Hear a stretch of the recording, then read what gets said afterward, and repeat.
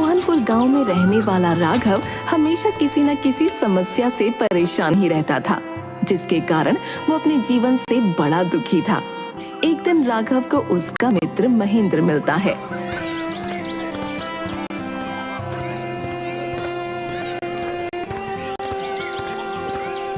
महेंद्र राघव से, क्या बात है मित्र, बहुत परेशान लग रहा है। क्या मैं तुम्हारी कोई मदद कर सकता हूँ? सही पहचाना तुमने। परेशान तो मैं हूं, लेकिन अब मैं अपनी परेशानियों से बहुत दुखी हो चुका हूं यार। एक समस्या खत्म होती नहीं कि दूसरी समस्या सामने आकर खड़ी हो जाती है। ये जीवन भी कैसा है न जाने, समस्याओं से भरा हुआ। हर समस्या का समाधान भी होता है यार, तुम ये क्यों भूल जाते हो? समाधान तो होता है, परंतु कब तक हम जीवन की समस्याओं का समाधान ढूंढते रहेंगे? यही तो जीवन है। तुम रहने दो, तुमसे तो कुछ कहना ही बेकार है।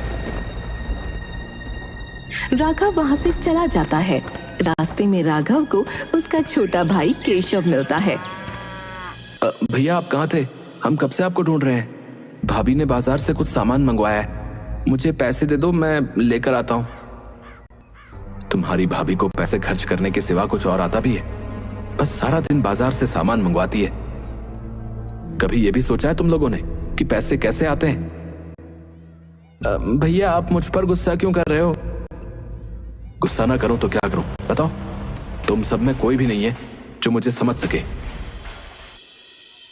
आप खुद जाकर भाभी से बात कर लीजिए, आपसे तो बात करना ही बेकार है। केशव वहां से चला जाता है। राघव के पिता की मृत्यु बहुत कम उम्र में हो गई थी, जिसकी वजह से राघव के ऊपर पूरे परिवार की जिम्मेदारी थी।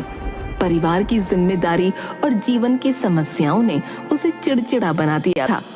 तभी उसे गांव के हरिया काका मिलते हैं। अरे क्या बात है राघव, कहाँ जा रहे हो बेटा? कहीं नहीं काका, घर जा रहा हूं। और कोई जगह है इस दुनिया में जहां जाया जा सके? मैं जानता हूं तुम्हारे ऊपर बहुत सारी जिम्मेदारियां हैं, जिसके कारण तुम परेशान रहते हो, परंतु तुम्हें शायद नहीं पता कि अपने गांव के उत्तर में ऊंचे टीले पर एक बाबा ने अपने काफिले के साथ अपना डेरा बना रखा है। काका आप किसके बारे में बात कर रहे हैं? अरे बेटा राघव, मैंने उन बाबा की बहुत सारी बातें सुनी हैं। उन्होंने लोगों की बड़ी बड़ी समस्याओं का समाधान चुटकियों में कर दिया है। मैं तो इस उम्र में इतनी दूर सफर नहीं कर सकता, परंतु भगवान की कृपा से तुम हाथ पैर से तंदुरुस्त हो, इसलिए मुझे लगता है कि तुम्हें एक बार बाबा के पास जाना चाहिए। आपकी बात मुझे उचित लगती है काका, मैं अवश्य उनके पास जाऊंगा और उनसे पूछूंगा कि आखिर ये जीवन की समस्याओं का समाधान कब होगा।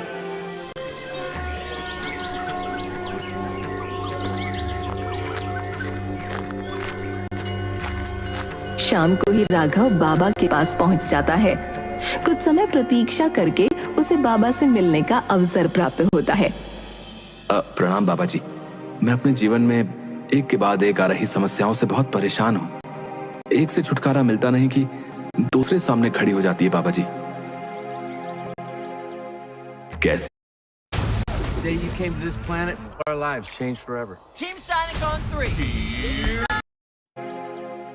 कैसी समस्याएं पुत्र? तुम मुझसे खुलकर बात कर सकते हो। तुम्हारे मन में जो भी विचार हैं, जो भी प्रश्न है, दिल खोल कर बोलो। समस्याएं? एक समस्या हो तो बोलूं बाबा जी, यहां तो समस्याओं की पूरी लिस्ट है। कभी घर की समस्याएं, कभी काम की समस्याएं, कभी स्वास्थ्य की समस्या, और न जाने कितनी समस्याएं। ऐसा लगता है कि मेरा पूरा जीवन समस्याओं से घिरा हुआ है। कृपा करके कुछ ऐसा उपाय बताएं कि मेरे जीवन की सारी समस्याएं खत्म हो जाएं बाबा जी, और मैं शांतिपूर्वक खुशहाल जीवन जी सकूं। बेटा, मैं तुम्हारी समस्या समझ गया हूं। उन्हें हल करने के उपाय मैं तुम्हें कल बताऊंगा। आज बहुत देर हो गई है और तुम भी सफर करके आए हो। आज आराम करो, कल मैं अवश्य तुम्हारी समस्याओं का हल तुम्हें बता दूंगा। क्या आराम करूं बाबा, मुझे तो रात को नींद भी नहीं आती। अच्छा, तो तुम्हें नींद नहीं आती तो तुम मेरा एक छोटा सा काम कर दो बेटा। कैसा काम बाबा जी, बताइए। बेटा, मेरे साथ काफिले में 100 ऊंट भी हैं। मैं चाहता हूं कि आज रात तुम ऊंटों की रखवाली करो और जब सभी ऊंट बैठ जाएं तो तुम भी थोड़ी देर लेट जाना और आराम कर लेना। ठीक है बाबा, इस काम में तो मुझे ज्यादा समय नहीं लगेगा। बाबा राघव से विदा लेकर अपने तंबू में सोने चले गए। राघव बाबा के ऊंटों की देखभाल करने लगा तो बुलाकर पूछा,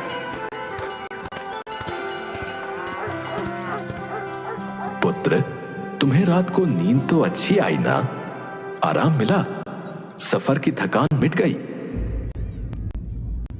कहां बाबा, पूरी रात में एक पल के लिए भी सो न सका। मैंने बहुत प्रयास किया कि सभी ऊंट एक साथ बैठ जाए ताकि मैं चैन से सो सकूं, लेकिन मेरा प्रयास सफल ना हो सका। कुछ ऊंट तो स्वतः बैठ गए, कुछ मेरे बहुत प्रयास करने पर भी नहीं बैठे। अच्छा, तो मतलब तुम पूरी रात सो भी ना सके? नहीं बाबा, एक पल को भी चैन नहीं मिला। कुछ ऊंट तो मेरे कहने से बैठ भी जाते थे, लेकिन उन्हें बैठाता था तब तक दूसरे खड़े हो जाते थे। इसी तरह पूरी रात बीत गई और आपके ऊंटों ने मुझे एक पल के लिए भी सोने नहीं दिया। यदि मैं गलत नहीं हूं तो तुम्हारे साथ कल रात ये हुआ। कई ऊंट खुद ब खुद बैठ गए, कई को तुमने अपने प्रयासों से बैठाया, कई बहुत प्रयास के बाद भी नहीं बैठे। बाद में तुमने देखा कि उनमें से कुछ अपने आप बैठ गए। बिल्कुल ऐसा ही हुआ।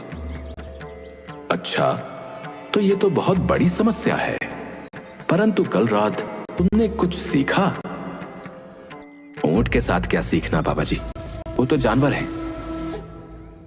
क्या तुम समझ पाए कि जीवन की समस्याएं इसी तरह हैं? कुछ समस्याएं अपने आप ही हल हो जाती हैं, कुछ प्रयास करने के बाद हल होती हैं, कुछ समस्याएं प्रयास करने के बाद भी हल नहीं होती। उन समस्याओं को समय पर छोड़ देना चाहिए। सही समय आने पर वे अपने आप ही हल हो जाएंगी। मुझे लगता है कि कल रात तुमने अनुभव कर लिया होगा कि चाहे तुम कितना भी प्रयास क्यों न कर लो, तुम एक साथ सारे ऊंटों को नहीं बैठा सकते। तुम एक को बैठाते तो दूसरा खड़ा हो जाता, दूसरे को बैठाओ तो तीसरा खड़ा हो जाए।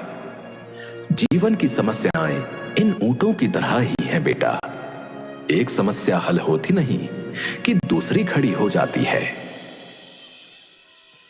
परंतु इन समस्याओं का कोई तो अंत होगा ना बाबा। समस्याएं जीवन का हिस्सा हैं और हमेशा रहेंगी। कभी ये कम तो कभी ज्यादा होती हैं। बदलाव तुम्हें स्वयं में लाना है और हर समय इनमें उलझे रहने के स्थान पर इन्हें एक तरफ रखकर जीवन में आगे बढ़ना है। बाबा, मुझे आपकी बात समझ में आ गई है। मैं आपसे वादा करता हूं कि आगे से कभी भी अपने जीवन की समस्याओं को खुद पर हावी नहीं होने दूंगा। चाहे सुख हो या दुख, जीवन में हमेशा खुशी खुशी आगे बढ़ता चला जाऊंगा।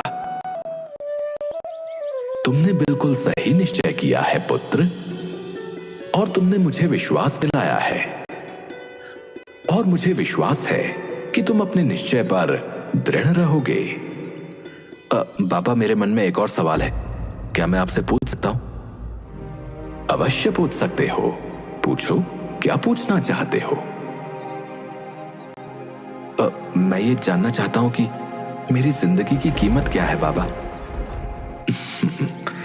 अच्छा, तो तुम अपनी जिंदगी की कीमत जानना चाहते हो, तो जैसा मैं कहता हूं वैसा करो।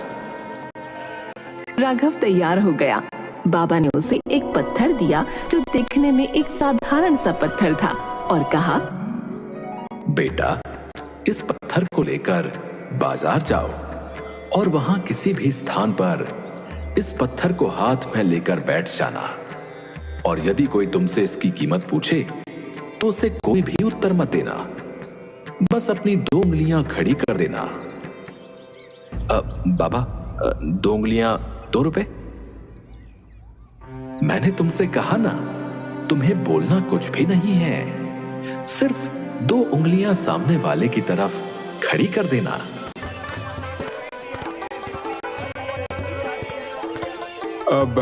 बेटा, इस पत्थर की क्या कीमत है? राघव ने कोई उत्तर नहीं दिया, बस बाबा के कहे अनुसार अपनी 2 उंगलियां खड़ी कर दी।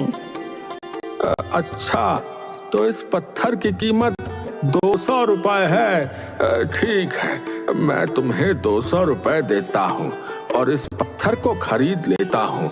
मुझे ये पत्थर दे दो। बूढ़े व्यक्ति की बात सुनकर राघव हैरान हो गया। उसने अपने मन में कहा, एक साधारण से दिखने वाले पत्थर के लिए कोई 200 रुपए भी दे सकता है भला? खैर, मुझे क्या करना है, मुझे तो ये पत्थर वैसे भी बेचना नहीं है। राघव बिना कुछ बोले वहां से उठा और बाबा के पास आया।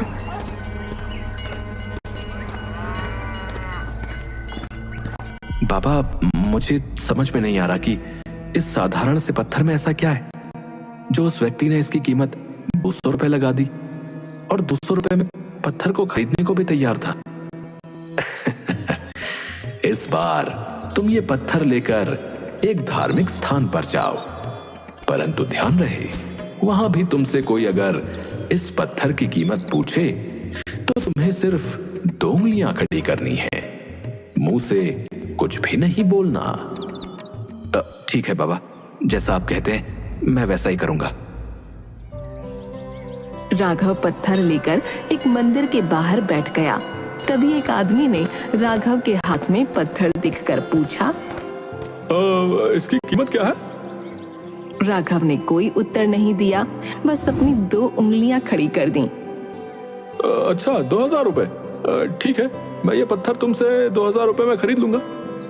ये सुनकर राघव हैरान रह गया और बिना कुछ बोले वो पत्थर लेकर वापस बाबा के पास पहुंच गया। बाबा, अब मैं पहले से भी ज्यादा आश्चर्यचकित हूँ। भला इस साधारण से पत्थर की कीमत वो व्यक्ति 2000 रुपए देने को तैयार था। आखिर इस पत्थर में ऐसा क्या है बाबा जी? अभी तो तुम्हें इस पत्थर की असली कीमत पता ही नहीं है पुत्र। मतलब क्या 2000 रुपए भी इस पत्थर की असली कीमत नहीं है? नहीं, 2000 रुपए भी इस पत्थर की असली कीमत नहीं है। अब तुम ये पत्थर लेकर जौहरी बाजार जाओ, जहां कीमती पत्थरों की दुकान हो। तुम वहां पर इस पत्थर को लेकर बैठ जाना, परंतु ध्यान रहे यदि कोई तुमसे इसका मूल्य पूछे तो बिना कुछ बोले पहले की तरह सिर्फ 2 उंगलियां खड़ी करके उसे दिखा देना। ठीक है बाबा। राघव पत्थर लेकर जवेरी बाजार में एक दुकान के पास बैठ जाता है। तभी एक जवेरी उसके पास आता है। अरे, ये पत्थर तुम्हारे पास कैसे आया भाई? इसे तो मैं सालों से तलाश रहा हूँ। राघव ने कोई उत्तर नहीं दिया। तुम ये पत्थर मुझे दे दो। बताओ क्या कीमत है इसकी, बोलो। राघव ने कोई उत्तर नहीं दिया और पहले की तरह अपनी 2 उंगलियां खड़ी कर दी। अच्छा, 20,000 रुपए? हाँ हाँ, मैं तुम्हें अभी 20,000 रुपए लाकर देता हूँ। तुम कहीं मत जाना, अच्छा यहीं रुकना है। तभी वहाँ दूसरा जवेरी आ जाता है। अरे, ये तो बड़ा अनोखा पत्थर है, कितने में बेच रहे हो भैया इसे? राघव फिर से कोई उत्तर नहीं देता और 2 उंगलियां उठाकर इशारा करता है। क्या कहा? 2 लाख रुपए? तुम तो बड़े अच्छे मूल्य पर बेच रहे हो इसे। तुम मेरे साथ मेरी दुकान में चलो, मैं तुम्हें अभी 2 लाख रुपए देता हूँ और ये पत्थर तुम मुझे दे दो। राघव बिना कुछ बोले पत्थर लेकर बाबा के पास वापस आता है। बाबा जी, मुझे तो कुछ भी समझ में नहीं आ रहा है, आप ही मुझे इस पहेली का उत्तर समझाइए। बूढ़ा व्यक्ति इसे 200 रुपए में खरीदने को तैयार था, दूसरा व्यक्ति इसे 2000 में खरीदने को तैयार था, एक जौहरी 20,000 रुपए कीमत दे रहा था, तो वहीं दूसरा जौहरी इस पत्थर की कीमत 2 लाख देने को तैयार था। आखिर इस पत्थर की असली कीमत क्या है बाबा जी? ये साधारण दिखने वाला पत्थर असलियत में है क्या? बेटा, तुमने अपनी जिंदगी की कीमत मुझसे पूछी थी ना? इस पत्थर की जगह अपनी जिंदगी को रखो और अंदाजा लगाओ कि तुम्हारी जिंदगी की कीमत क्या होगी। राघव शांत खड़ा रहता है। इस पत्थर की कीमत तो मुझे भी नहीं पता, परंतु तुम्हें इतना जरूर बता सकता हूं कि अलग अलग स्थान पर इस पत्थर की कीमत अलग अलग थी। वैसे ही जिंदगी के साथ भी है। तुम्हारी कीमत इस बात पर निर्भर करती है कि तुम खुद को कहां पर रखते हो। यदि तुम खुद को 200 रुपए वाली जगह पर रखोगे तो तुम्हारी जीवन की कीमत 200 रुपए की है। यदि तुम स्वयं को 2 लाख वाली जगह पर रखोगे तो तुम्हारे जीवन की कीमत 2 लाख रुपए है। अब ये तुम्हें तय करना है कि तुम खुद को कहां रखते हो। लोग हमारा और हमारे जीवन का अलग अलग मूल्यांकन करते हैं। जो हमसे प्रेम करते हैं, हमें अपना समझते हैं, उनके लिए हम सब कुछ होते हैं। लेकिन जो हमें बस इस्तेमाल करना चाहते हैं, हमारा फायदा उठाना चाहते हैं, उनके लिए हम कुछ भी नहीं होते। वास्तव में जीवन अमूल्य है। इसका महत्व हमें स्वयं समझना होता है। और जिस दिन तुम अपने जीवन का महत्व समझ जाओगे, उस दिन तुम्हें अपना मूल्य भी स्वयं पता चल जाएगा। राघव अपने प्रश्नों के उत्तर पाकर बड़ा ही संतुष्ट था और अंदर से शांत भी। उसे एक अजीब सी खुशी का एहसास हो रहा था, जबकि उसके जीवन में समस्याएं आज भी पहले जैसी ही थीं। फिर भी आज उसे किसी तरह की बेचैनी नहीं थी। वो जीवन को अलग नजरिए से देख रहा था। हमें भी अपने जीवन को देखने का नजरिया खुद तय करना होगा कि हम उसे कैसे देखना चाहते हैं।